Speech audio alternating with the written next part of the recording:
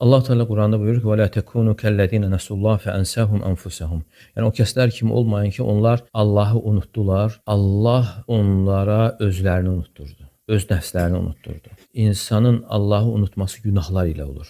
Asiliklərlə olur. Günah edən insan Allahı unutmuş sayılır. Çünki insan günaha yönəldiyi zaman Allahın əzəmətini dərk etsəydi, addım atmazdı. Deməli, həmən anda insan unutmuş olur. Həmçinin o insanda cəhalət vəsfi hasil olmuş olur. Və Allah Teala onlara özlərini unutdurar, buyurur ki, nə deməkdir? Allah Teala o insanlara öz xeyirlərini unutdurar və bir də öz zərərlərini unutdurar. Və Allah Teala o insana öz xeyrini unutturur, insan bilmir xeyri hardadır. Və ona görə elə bil ki, sərgardan gəzir. İnsan xeyrin harda olduğunu bilməsə, necə onu etməlidir? Görsən, ondan yan keçir. Və həmçinin zərərləri unutturur və zərərlərin də unutması nəyə gətirib çıxardır? İnsanın o zərərlərə düşməsinə səbəb olur.